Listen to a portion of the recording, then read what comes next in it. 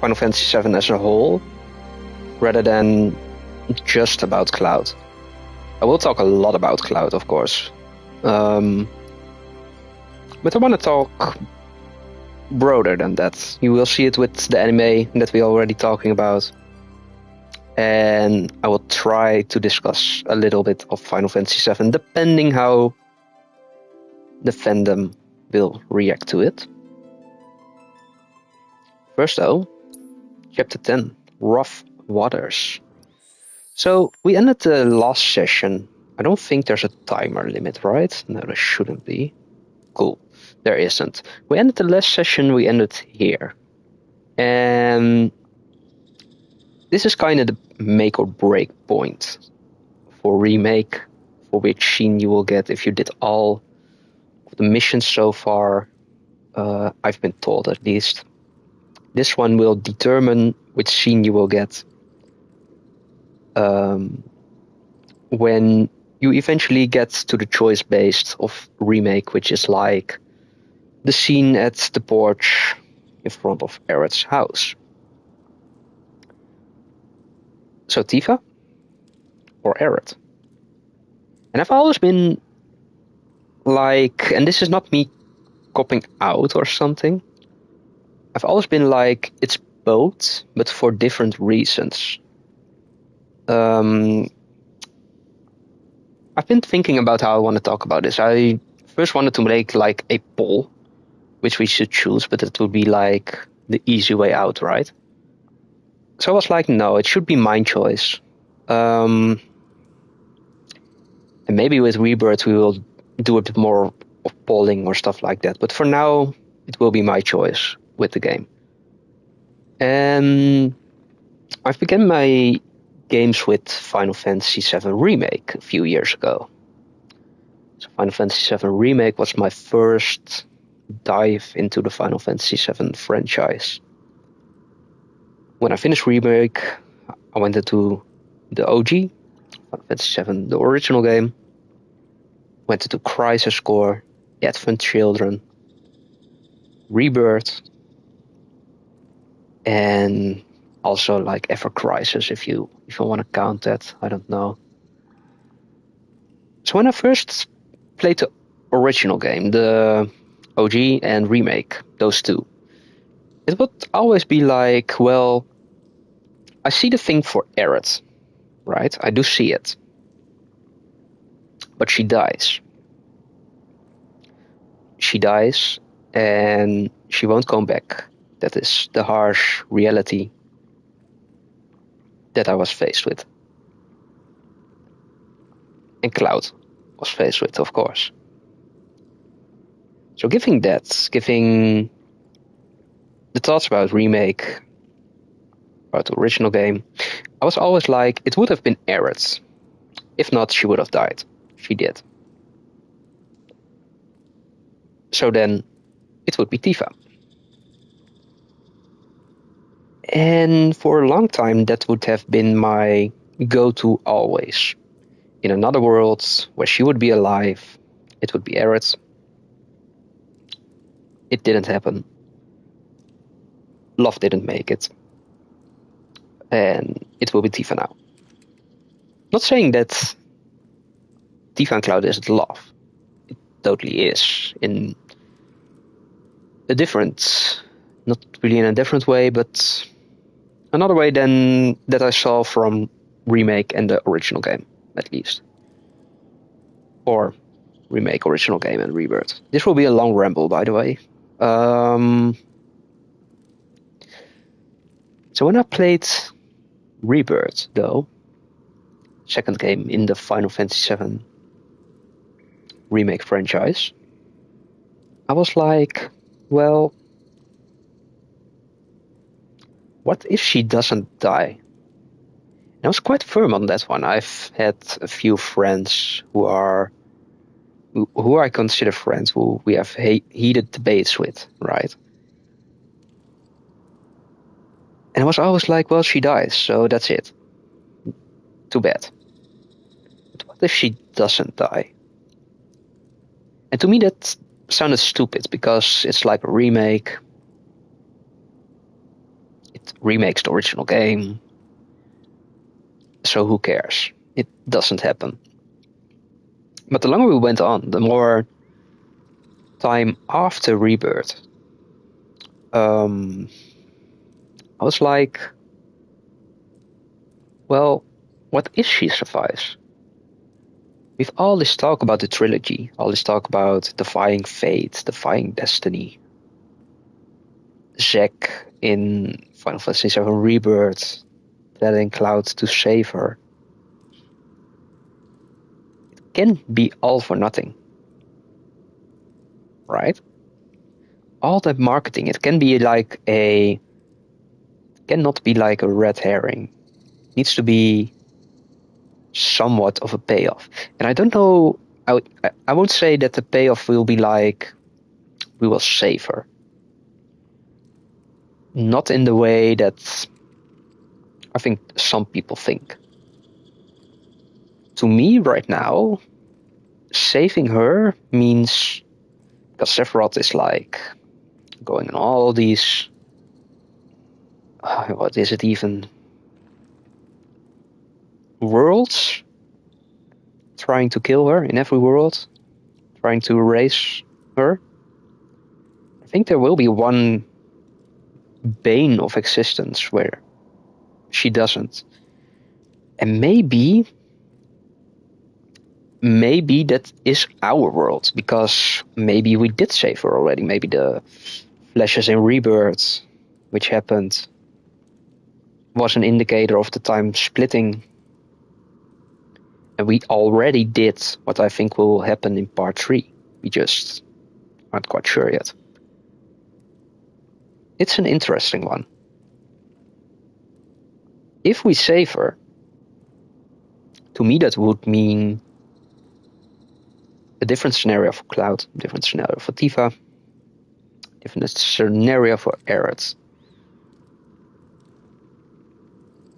I don't think we can talk shipping without going into Crisis Core, though. And God, I hate going into Crisis Core.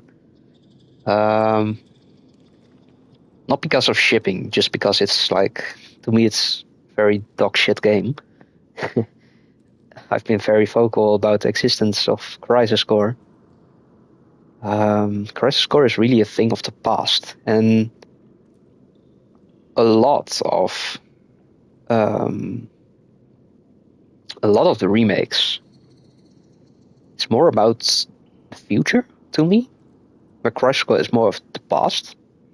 Aerith, Zack had a thing together. What's in the past? In Rebirth, you see, if you look at the dates, Cloud and Aerith, I'm trying to find the real you.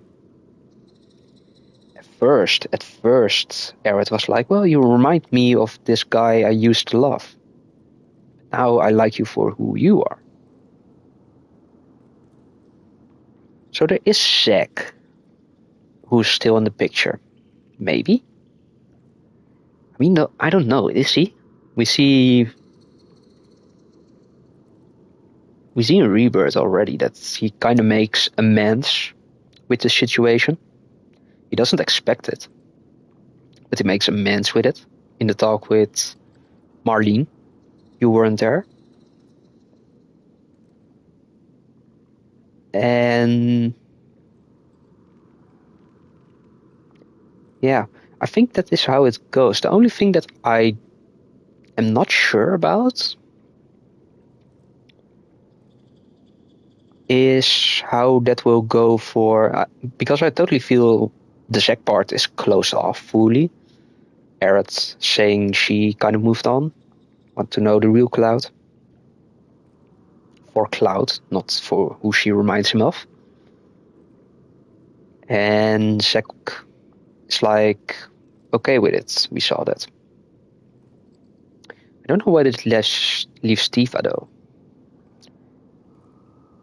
That's a bit difficult, because if we look at Crisis Core, we see that the Aerith-Zack dynamic is a thing of the past, right? And my only way to really grasp this is that Tifa and Cloud is also a thing that should resemble the past. I don't think her arc, and I've talked about this in part on Twitter already a little bit. I don't think her arc should be, oh, I fall in love with Cloud, or Cloud is my hero. For Tifa, her arc should be, I'm my own hero, because I'm a character that can seriously kick ass. She just doesn't know it yet. So, for this all, and I've talked about this now for 60 minutes, which is longer than you will probably ever hear me talk for it. We've had a lot of news about part 3 as well. I call it part 3 now because that is, I totally have a brain fart how the game is called. Revenants? Revenant? Final Fantasy VII Revenant? Revenants? Revelation, thank you. I don't know what they're going to do with Revelation. We see a lot of talks from Hamaguchi about a lot of choices that our characters have to make, or the player have to make. I suspect Cloud is involved in these choices some way or whatever. I don't think they will make a whole choice-based system on every character in the game. That would be too insane. Not sustainable as well. I don't think we need Cloud in some way in that whole circle, like we did with Rebirth. Yeah, the Revelation game indeed. And I don't know how big they will go with that. Will we get like a whole, well, you can go this way with Tifa and Aerith, or you can go this way with Tifa and Aerith. Is that what they mean with choice-based, or is it more like for other characters like Leslie and Zack, maybe much more content, optional content, away from the main game that you need to play multiple times before you will get there, or get every route, but every playthrough will be unique. They can go crazy with this one. I love my Tilted Dog games, but I don't think they will go crazy in the main part of it. I think it will be a lot of optional missions and stuff like that that will enhance one of these two ships. So I will go with Aerith I will go today with Aerith. I think that is the end goal of this trilogy. But that doesn't make me a hater of the other ship. Like, I can ship everyone with Cloud in this game. I can ship Tifa and Aerith together in this game. I really do not care. I think every ship is like, it has its nice moments. Even Zack, Aerith, it has its nice moments. And I think that's the beauty. This isn't not that serious to me. It never was. But we are playing this game, and I know this was coming up, so let's talk about it for once instead of playing a bit on the both sides. How I see it. I love my Cloud Tifa moods, my Cloudy moods. I love my Claret moods, Cloud Aerith moods. Let's see. They said you obtain the high wind in the first 5 or 6 hours. Yeah. It's going to be an insane game. Hi Nick, right now I'm playing on the PlayStation 5 Pro. Yeah. I wish it actually had a Pro patch though. It looks okay, but it could be better. Like if I play Rebirth with you a few weeks or months from now, that would be insanely different than this. Yeah.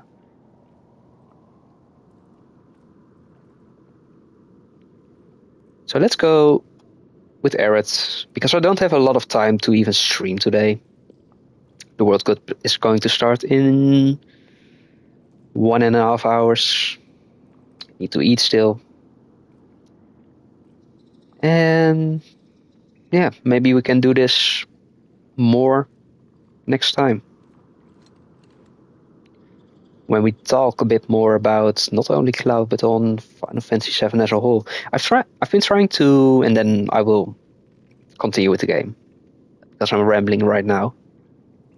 I've been trying to do a little bit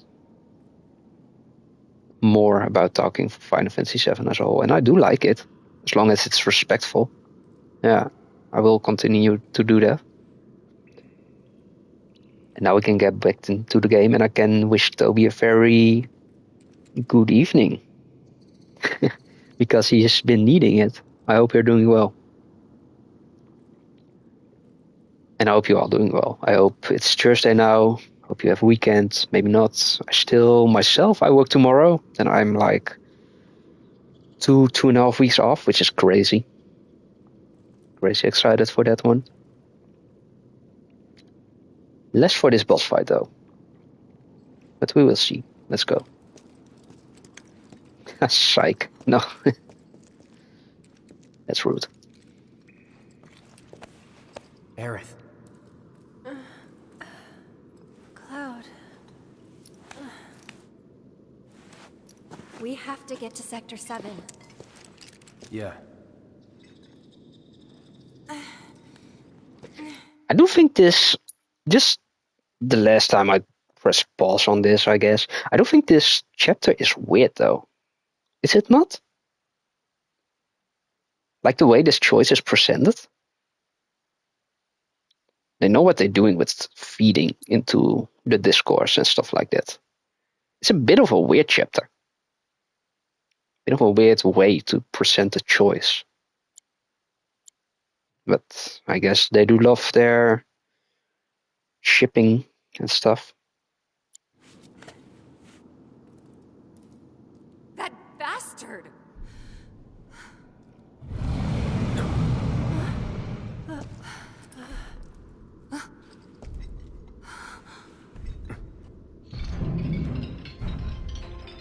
Let's go.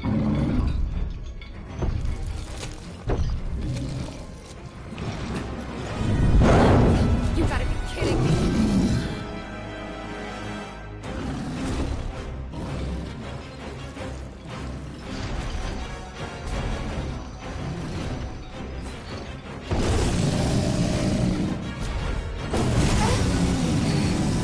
Yeah, but still, I feel like the way the tiebreaker is set up sucks. Like, I feel that the way the tiebreaker is made, it's not really